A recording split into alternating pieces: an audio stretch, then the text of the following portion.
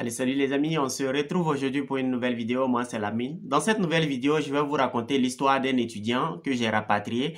Donc, un étudiant qui voulait m'arnaquer, disons-le comme ça, parce que effectivement, c'est ce qui s'est passé. Donc, si vous restez jusqu'à la fin de cette vidéo, vous allez comprendre tout ce qui s'est passé avec cet étudiant que j'ai rapatrié il y a de cela quelques jours.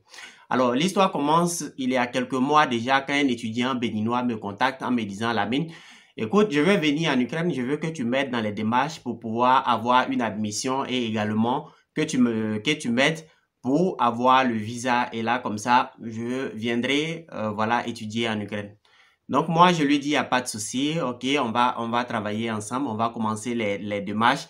Et c'est comme ça qu'on commence les démarches. Au bout de quelques jours déjà, il m'avait envoyé tous les documents, également l'argent pour l'admission, donc l'argent pour faire son admission.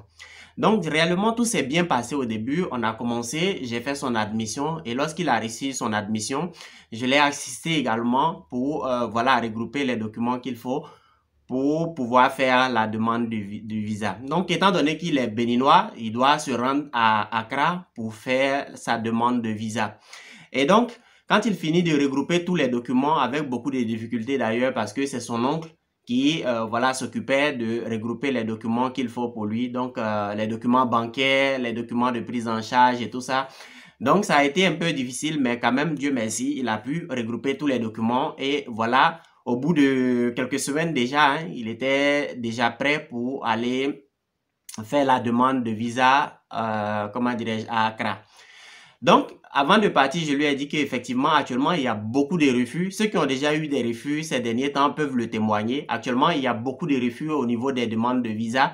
Et donc, pour pouvoir pallier à cette situation, on demande aux étudiants de faire ce qu'on appelle la garantie visa. Donc, c'est une procédure qui est un peu en dehors de la procédure normale, mais qui aide quand même les étudiants à avoir le visa. Donc, avant de continuer cette vidéo, en tout cas, voilà, si vous restez jusqu'à la fin de cette vidéo, ça sera beaucoup intéressant parce que l'histoire est très longue et voilà, donc pour ne pas rater les prochains épisodes, il va falloir que, voilà, tu t'abonnes à cette chaîne, active la notification pour pouvoir, voilà, me suivre sur cette chaîne. Donc, on continue avec notre histoire qui a bien commencé d'ailleurs et au bout de quelques jours déjà, l'étudiant était arrivé à, comment dirais-je, à Accra. Donc, je lui avais dit que voilà, il y a beaucoup de refus. Et donc, si tu veux avoir le visa, il va falloir qu'on fasse ce qu'on appelle la garantie visa. Donc, voilà, que tu passes par cette procédure-là pour pouvoir avoir le visa. Donc, l'étudiant, vraiment, étant donné qu'il n'avait plus les moyens, il avait beaucoup dépensé au niveau des regroupements des dossiers. Il fallait encore prévoir l'argent pour aller à Dakar et tout ça. Et donc, c'est son oncle qui devait s'occuper de son dossier et cet oncle-là, il était un peu méfiant en tout cas. Il voulait pas, voilà, d'après ce que l'étudiant m'a raconté, il voulait pas dépenser plus d'argent avant que l'étudiant ait le visa entre les mains. Donc, cet étudiant-là, il m'a supplié, voilà, de l'aider à payer cette somme qui s'élève à 500 dollars. Il m'a supplié de l'aider à payer cette somme et que dès son retour d'Accra, si tout se passait bien, il devait vendre sa moto et comme ça, il allait me rembourser une partie de l'argent. Parce que moi, je lui ai proposé de payer 300 dollars. Comme le montant de la garantie Visa, c'est 500 dollars. Donc, je lui ai proposé de payer 300 dollars et que moi, j'allais les deux à payer les 200 dollars restants. Donc, il m'a dit qu'il n'avait pas les moyens et que, voilà, si je pouvais payer tous les 500 dollars et là, comme ça, après, quand il aura le visa en main, au retour, il allait vendre sa moto et puis m'envoyer 200 dollars et que c'est tout ce qu'il pouvait avoir. Donc, en lieu et place de 300 dollars, il allait me payer 200 dollars. Je lui ai dit, OK, il n'y a pas de problème. Donc, c'est comme ça qu'il se rend à Accra. Et arrivé sur place, il m'écrit, Lamine, je dois déposer lundi. Voilà, par rapport à la garantie visa, vraiment, je veux que tu m'aides. Sinon, sans toi, je sais que je vais avoir un refus. Pardon, il faut que tu m'aides. Je lui ai dit, bon, ok, il n'y a pas de souci. Étant donné que tu es déjà arrivé à Accra et que tu as vraiment beaucoup dépensé, si je le laisse tomber simplement comme ça, si je ne paye pas sa garantie visa, je sais qu'il va avoir un refus. Et donc, comme ça, je décide quand même, voilà, de le croire sur parole et de payer les 500 dollars à sa place. Donc, je paye les 500 dollars de garantie visa et effectivement, l'étudiant, il arrive à déposer les dossiers. Donc, quand il dépose les dossiers, au bout de quelques jours, déjà, je crois 2 semaines, au bout de 2 semaines, Déjà, quand il a déposé, je crois, il est retourné au Bénin, à Cotonou. Et après, on l'a appelé pour lui dire que le visa est sorti et qu'il devait aller prendre le visa. Donc, quand on t'appelle, par exemple, que ton visa est prêt, tu dois aller payer un certain montant. Je crois que c'est 300 dollars. Et donc, quand il retourne encore à Accra pour payer les 300 dollars, et là, il a des problèmes, il a des difficultés parce que l'argent qu'il a envoyé, l'argent qu'il avait sur lui pour payer les 300 dollars arrivé là-bas, à Accra, les transferts bancaires sont très, très élevés et les frais de transfert bancaire sont également très élevés. Et donc, l'étudiant, il n'arrive pas à payer les 300 dollars au complet parce que l'argent qu'il a en poche, avec l'argent, voilà, l'argent qu'on lui demande à la banque, c'est différent en fait. Donc, ce sont les mêmes 300 dollars qu'il doit payer, mais cette fois-ci, les frais bancaires sont un peu plus élevés. Donc, il retourne encore au Bénin pour pouvoir regrouper plus d'argent et aller payer les 300 dollars. Donc, moi, je lui demande, mais pourquoi tu ne demandes pas de l'aide à ton oncle, étant donné que ton visa est déjà prêt? Donc, tu lui demandes de l'aide, il va t'aider à payer les 300 dollars et puis tu reviens, au lieu de faire des va-et-vient entre le Bénin et Accra. Donc, bref, c'est ce qui s'est passé et après plusieurs allers-retours, je crois, il a pu payer les 300 dollars finalement et voilà, DHL, voilà, l'ambassade lui a envoyé, comment dire, l'ambassade lui a remis son passeport avec le visa à l'intérieur. Donc, maintenant qu'il a eu le visa, l'étudiant maintenant, il doit honorer sa parole, il doit payer les 200 dollars qu'il m'a promis lorsqu'on était encore dans la phase de demande de visa. Donc, à ce niveau, il commence à me faire des reproches déjà. Moi, je lui ai dit que voilà, après l'obtention du visa, il devait payer 300 dollars, alors que ce qu'il allait payer là-bas, c'est plus de 400 dollars et tout ça. Et donc, il me fait des reproches, tout ça, comme quoi peut-être c'est moi qui étais le fautif, c'est moi qui lui ai pas donné les bonnes informations. Donc, bref, on reste dans ça jusqu'à l'étudiant, voilà, il ne m'envoie pas mes 300 dollars, donc il ne me paye pas les 300 dollars qu'il me devait. Donc, excusez-moi, hein. Voilà. Donc, on reste dans ça. L'étudiant, il ne me paye pas les 300 dollars qu'il me devait. Et voilà, les 200 dollars qu'il devait me remettre, il ne me remet pas. Et voilà, moi, je décide de laisser tomber. Puisque de toute façon, c'est moi qui vais l'accueillir à l'aéroport. Et donc, je n'ai vraiment pas, voilà, je ne me presse pas en fait. J'attends.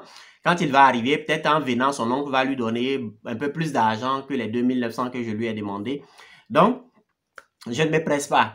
Et comme ça, il achète son billet d'avion, il me fait parvenir la photo du billet d'avion, plus comment dirais-je, le visa et tout ça. Donc, voilà, tout se passe bien, quoi. On continue les démarches, on continue les démarches.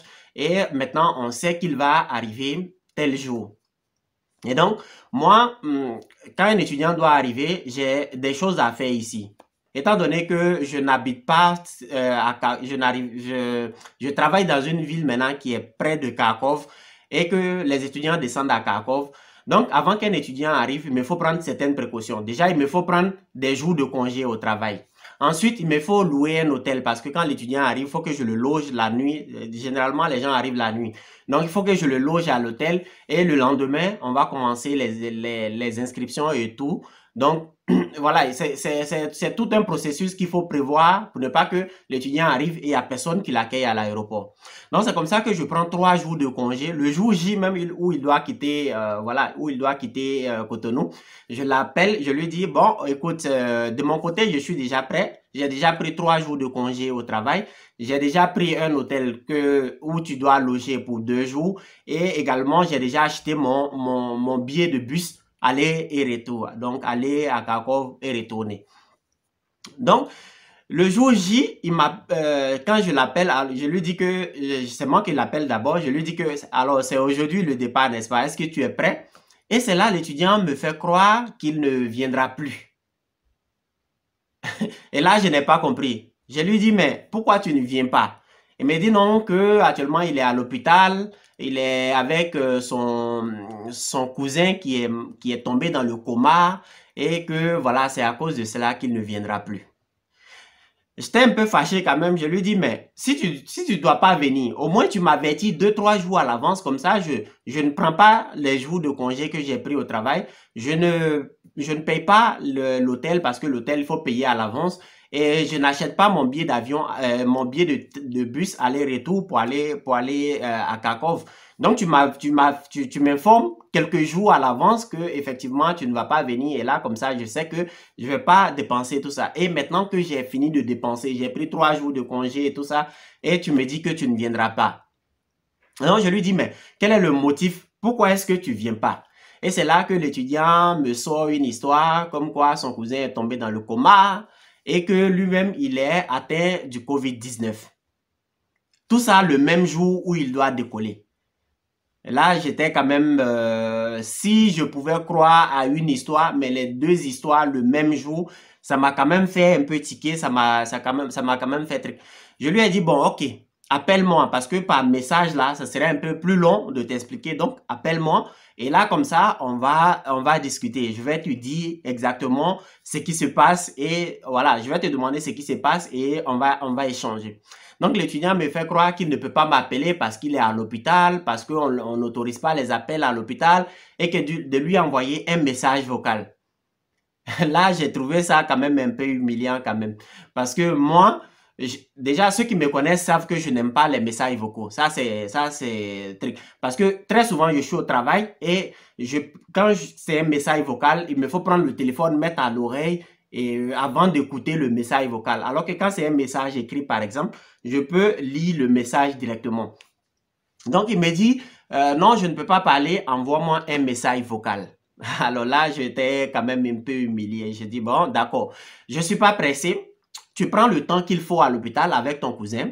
Même si c'est demain, même si c'est dans une semaine, même si c'est dans un mois, tu m'appelles et on va discuter.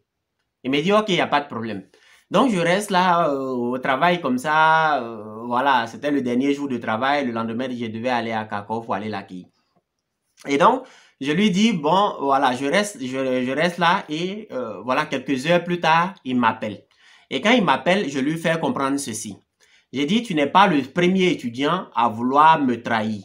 Certains l'ont déjà fait avant toi et je connais la mentalité des étudiants.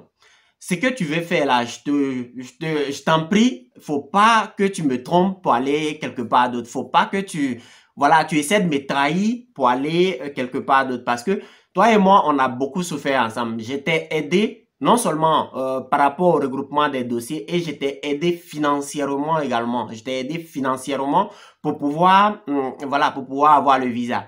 Et donc, au dernier moment, si tu souhaites me trahir, franchement, ça va pas me plaire. Parce que je sens que c'est ce que tu veux faire. Donc l'étudiant me dit non, Lamine, je ne veux pas te trahir, seulement que c'est à la dernière minute que tout ça est tombé sur moi, mon cousin qui est dans le coma et également moi-même j'ai été testé positif au COVID-19. J'ai dit mais depuis quand tu as été testé au COVID-19, depuis quand tu as été testé positif au COVID-19. Donc il me dit que depuis hier. J'ai dit mais depuis hier tu aurais pu, même si tu n'avais pas le temps, mais tu aurais pu m'envoyer un message pour me dire Lamine, écoute, je suis atteint du COVID-19, donc ça fait que mon voyage, je ne pourrais pas voyager. Tu aurais pu faire ça, n'est-ce pas? Il me dit non, bon, voilà, il était trop occupé avec la maladie de son cousin, donc il n'a pas pu faire truc. Toi, tu sais que tu dois voyager en Europe et il y a quelqu'un qui t'attend. Tu as une situation comme ça, est-ce que tu vas pas lui envoyer au moins un message pour lui dire que non, je ne viendrai pas, mon voyage sera retardé parce que telle situation. Et tu attends le dernier jour pour pouvoir informer. Donc là, j'ai trouvé ça un peu bizarre. Je l'ai supplié, en tout cas, de ne pas faire ce qu'il s'apprête à faire, de ne pas me tromper, de ne pas me trahir. Il m'a dit non, qu'il n'avait pas l'intention de me trahir et qu'il pouvait même m'envoyer, comment dirais-je, il pouvait m'envoyer le certificat test COVID-19. Il a dit, ok, il n'y a pas de souci, envoie-moi le certificat là où tu es testé positif. Donc, quelques minutes après, il m'envoie un certificat. Effectivement, je vois son nom, je vois résultat du test positif. Je me dis, ok, peut-être que l'étudiant, peut-être quand même qu'il a, j'ai toujours des doutes, mais peut-être qu'il a quand même, voilà, qu'il est quand même malade, qu'il a été testé positif. Et donc, voilà, quand même, je ne le crois pas toujours, puisque j'ai déjà dépensé autant d'argent et je ne peux pas renoncer à mon voyage. Et donc, je le laisse dans son affaire et je prends mon vol le lendemain et je prends mon billet de bus le lendemain et je vais à Kharkov. J'avais déjà payé l'hôtel, je reste à l'hôtel et le jour où il devait descendre, je vais à l'aéroport quand même parce que voilà, certains peuvent faire ça, ils peuvent te dire je ne viens pas et après ils viennent le même jour. Donc je suis allé à l'aéroport l'accueillir. Son vol devait atterrir à 20h, je crois à 20h45 et je suis resté à l'aéroport jusqu'à 23h. Donc j'ai demandé au douanier qui était là, je lui ai demandé est-ce qu'il y a un étudiant béninois qui est arrivé par ce vol, tout ça. Donc mes amis, puisque j'accueille beaucoup d'étudiants à l'aéroport, donc les douaniers que je connais là-bas, ceux qui sont à l'aéroport, on dit non, Lamine, il n'y a pas d'étudiant, qui est là pour le moment, il n'y a pas d'étudiant béninois qui est là. Donc, c'est comme ça que à 23h, 23h30 par là, j'appelle un taxi et je rentre chez moi. Donc, je rentre chez moi, je passe les 2 jours à l'hôtel et tout ça. J'informe l'université que mon étudiant ne pourra pas venir effectivement parce qu'il est malade et tout ça. Et donc, voilà, j'ai déjà payé l'hôtel, donc je consomme ce que j'ai payé et je rentre chez moi. Donc, en rentrant chez moi, 2 jours après, je suis rentré dans la ville où je travaille et j'ai repris le boulot. Donc, ça, c'était un lundi, je crois.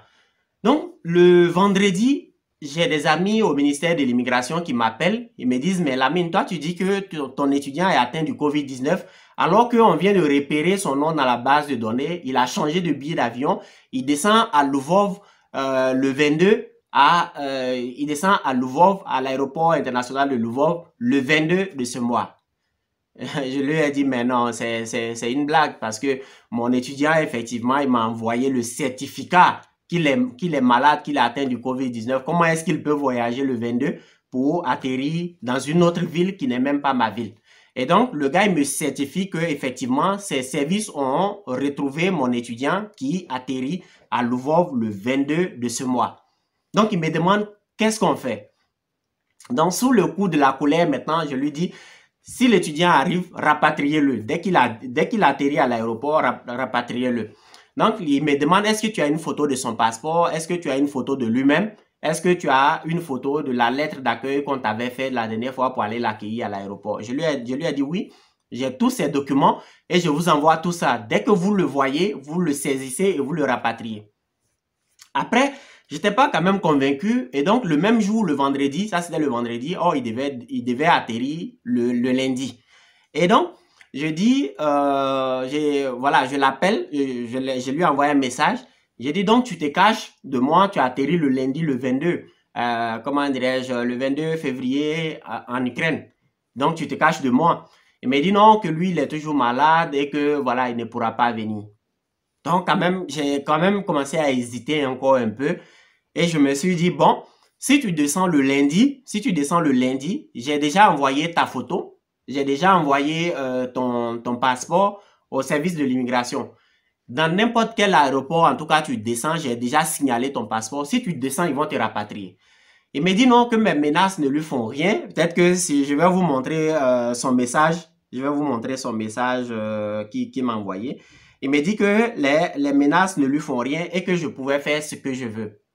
Donc, je lui dis, OK, il n'y a pas de souci. Voilà, tu fais ce que tu as à faire et moi, de mon côté, je fais ce que j'ai à faire. Et donc, c'est comme ça que je rappelle mon contact au ministère de l'immigration et je lui dis, bon, écoute, si mon étudiant descend, tu le saisis, tu demandes à tes services de le saisir et de le rapatrier. Il me dit, OK, il n'y a pas de problème, il n'y a pas de problème. Donc, le lundi à 21h par là, j'étais assis et je vois un message de mon étudiant. Donc, un message où il me demande pardon et tout ça. Donc, ça m'a un peu, voilà, ça m'a un peu fait truc. Donc, je n'ai pas compris au début. Je me suis dit que, bon, peut-être que l'étudiant, il s'est repenti et que, voilà, il veut me demander pardon. Peut-être que, voilà, il va me demander de venir l'accueillir à l'aéroport, tout ça. Donc, il me demande pardon et voilà, voilà. Au moment où je m'apprête à répondre à son message, je reçois un autre coup de fil d'un autre Africain qui est en Ukraine ici, qui me dit, Lamine, je t'appelle au sujet de ton étudiant Zanon qui, voilà, qui est actuellement bloqué à l'aéroport.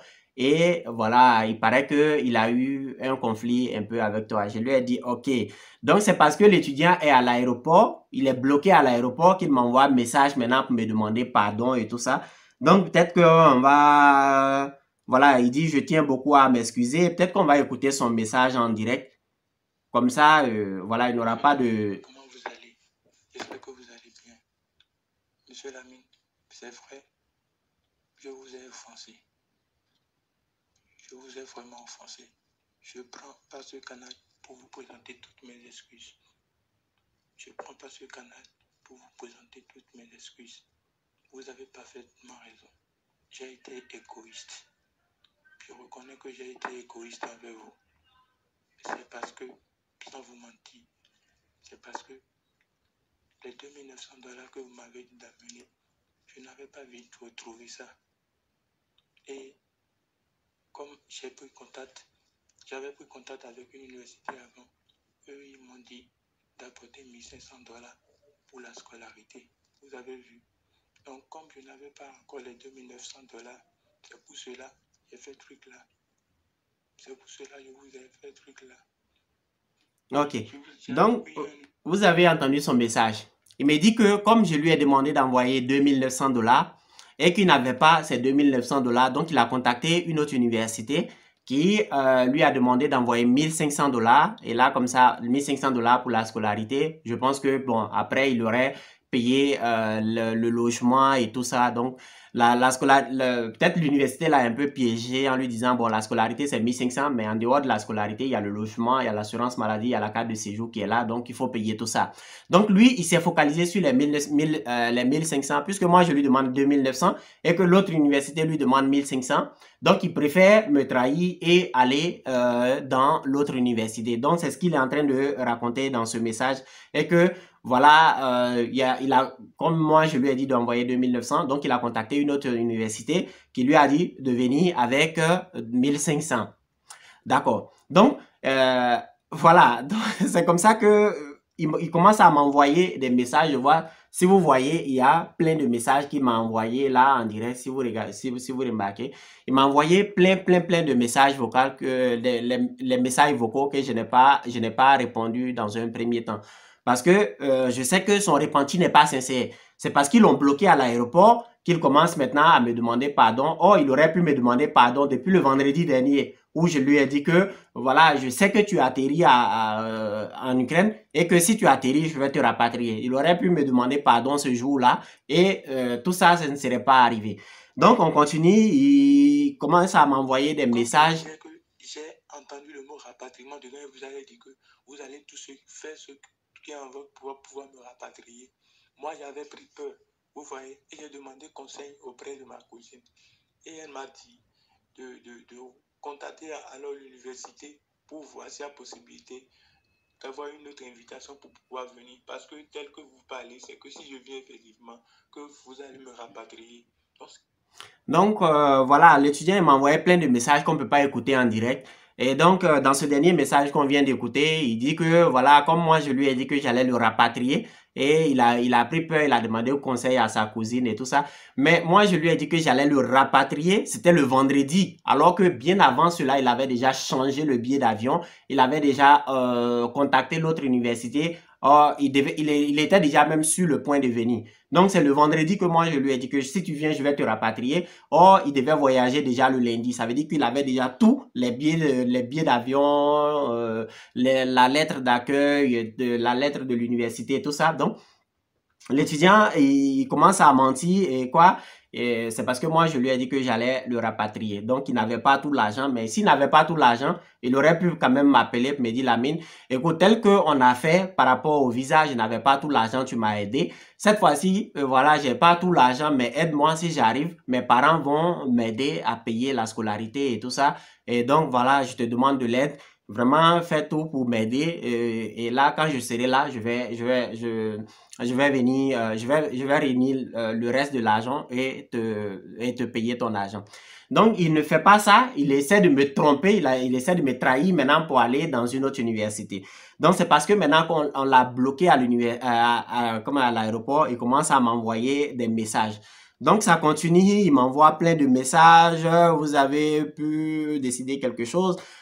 Tout ça. Donc, il me demande pardon d'appeler l'aéroport pour qu'on puisse venir, pour qu'on puisse le libérer. Et quand on va le libérer, il va payer mon argent. Je lui ai dit, mais Quel est l'intérêt de ça?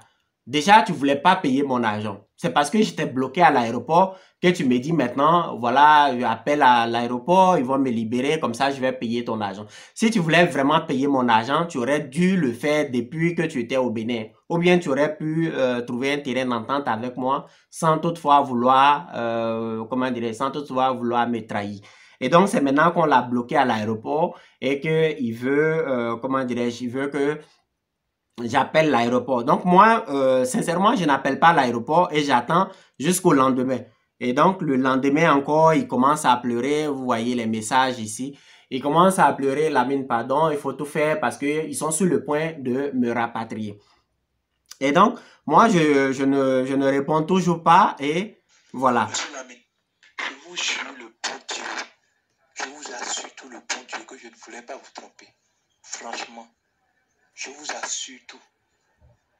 Je peux même vous transférer le message de mon frère. Je vous assure tout. C'est comme les gars m'ont dit qu'il n'y a plus d'autrement. Il était déjà même dans l'agence pour envoyer l'argent. Donc, les policiers voilà. Maintenant qu'il est bloqué à l'aéroport, il appelle son frère pour que son frère m'envoie de l'argent pour que moi, je puisse appeler l'aéroport pour qu'on le libère. Et donc, jusqu'au matin, et voilà, il est là. Moi, je lui dis, OK, il n'y a pas de problème. Dès que je reçois mon argent, j'appelle l'aéroport pour qu'on te libère. Et le lendemain, bon, comme c'était la nuit, il m'a dit le lendemain matin, son frère devait aller faire un transfert monogramme à mon nom. Et donc, dès que je recevais mon argent, j'allais appeler à l'aéroport pour qu'on le libère. Et donc, on est resté là, c'est le lendemain matin, je crois déjà à 8 heures, l'avion était déjà prêt et on devait le rapatrier. Et donc, ça, ce sont les messages qu'il m'a envoyés quand on le rapatrié. À Istanbul maintenant. Non, ça c'est là quand il est arrivé à l'aéroport d'Istanbul, au retour. Là, mon frère m'a demandé alors qu'il fera comment. Attendez, je vais trouver les messages où ils étaient en train de le rapatrier là. Oui, les policiers m'ont dit maintenant que ce village est déjà parti. Mon frère est toujours là. S'il vous plaît, si vous avez, monsieur Lamine, si vous en avez là, faites-le. Je vous assure tout le bon Dieu que je vais vous régler. Vous avez compris, je vais vous régler. Je vous assure tout le bon Dieu. Monsieur Lamine. Donc là, maintenant, on était en train de le rapatrier. Ça, ce sont les messages qu'il m'envoie quand on était en train de le rapatrier. Donc, vous voyez, les amis, voilà, ça, c'est... Comment on va appeler ça? Ça, c'est de l'égoïsme. Ça, c'est la malhonnêteté de certains étudiants. Voilà, quelqu'un qui t'a aidé, quelqu'un qui t'a aidé à avoir le visa. Et donc, si tu as des problèmes financiers, tu peux au moins te retourner vers cette personne pour lui dire, voilà, j'ai tel problème financier, mais étant donné que tu m'as beaucoup aidé déjà, aide-moi pour qu'on puisse clôturer cette histoire, pour que je puisse rentrer. Et tu ne cherches pas à aller vers une autre agence, à aller vers une autre personne qui t'a promis moins d'argent parce que cette personne n'a pas fait le boulot qu'il fallait, qu'il fallait avec toi. Moi, je t'ai aidé depuis le début. Je t'ai aidé jusqu'à ce que tu aies le visa et je suis même prêt à venir t'accueillir à l'aéroport. Et tu me fais dépenser autant d'argent et au finish, l'idée que tu as derrière la tête, c'est de me tromper. Je sais que cette vidéo est un peu plus longue que d'habitude, mais je tenais à la faire vraiment parce que, voilà, ce qui s'est déjà passé est déjà passé, mais je vois d'autres étudiants, certains autres de mes étudiants qui sont encore sur le même chemin. Et donc, je fais cette vidéo pour les interpeller, pour leur dire que moi, je n'ai pas l'intention de rapatrier qui que ce soit. Mais quand on a déjà travaillé, quand on a déjà beaucoup travaillé ensemble et que au finish, vous voulez me tromper, vous voulez me trahir pour aller vers quelqu'un d'autre, je me trouve maintenant dans l'obligation forcément de faire ce que je peux faire pour vous rapatrier. Parce que, voilà, ça me fait mal parce que j'ai dépensé beaucoup d'argent sur vous et c'est au dernier moment que vous voulez me tromper. Donc voilà les amis, c'est pas, je veux pas que cette vidéo soit la vidéo soit très longue et donc je vais m'arrêter là. Un seul message à tous les étudiants que je suis en train d'aider actuellement à avoir le visa. Donc, si vous savez que je vous ai aidé, si vous savez que j'ai beaucoup de pensées sur vous, au dernier moment, en tout cas, je vous demande de ne pas me trahir, de ne pas me trahir pour aller vers quelqu'un d'autre. Parce que dans ces conditions, je serai obligé d'activer mes amis, d'activer mes services de renseignement et de faire tout. Même s'il faut payer pour vous rapatrier, je le ferai parce que, voilà, la trahison quand même a son prix. Donc, c'est tout pour cette vidéo, les amis. En tout cas, si vous avez aimé, n'hésitez pas à mettre un pouce bleu. Voilà, ça me fera plaisir. Dites-moi ce que vous pensez de cette histoire en commentaire parce que, voilà, c'est vrai que j'ai pris ma décision, mais je veux aussi savoir votre avis sur cette question dans les commentaires. Et on se retrouve la prochaine fois pour une nouvelle vidéo. Allez, ciao. I've been fooled with one last lie. I'm gonna float and start to dry. I don't want to be the shadow. Oh, oh, oh.